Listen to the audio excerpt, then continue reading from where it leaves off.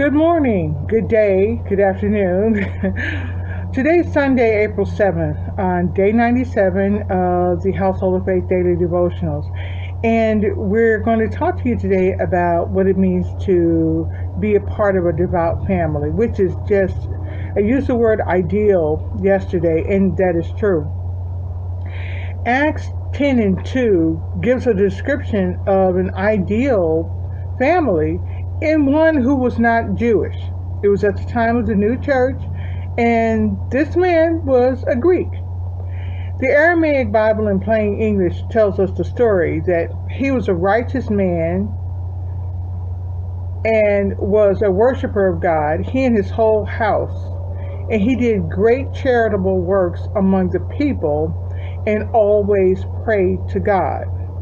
Now, we're of course talking about Cornelius, who was the first Gentile believer that followed the way, and was actually, he and his household was Spirit-filled. Now, the Voice translation says, he was a thoroughly good man. He had led everyone in his house to live worshipfully before God, was always helping people in need, and had the habit of prayer. Now, most of the translations use the word devout or pious, and is what it means. And there's nothing wrong with that, but devout, sometimes people don't really understand that that's not someone who's in a monastery or specifically in ministry, or even pious, which is a word that I particularly don't care for. But it's not a bad word, it's just a word that I hear misused. But it actually means God-fearing. And the Help Word Studies says that it's well or good, and it pay homage or veneration or respectful. And it's showing due reverence, and that reverence belongs to God. He was a dutiful man, and I can imagine that as far as keeping the Jewish law, which is considerable, that he did a good job doing that.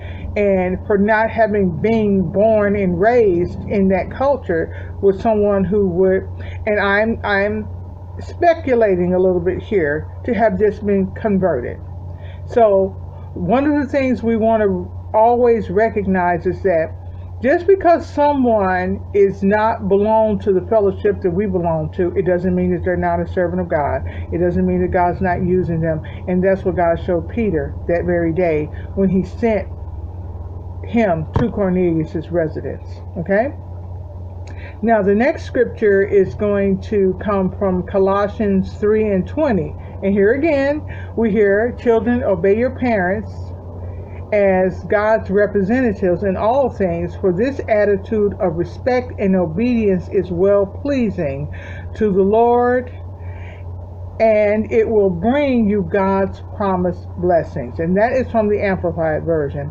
And a footnote from the Amplified says that it is in the Lord's presence.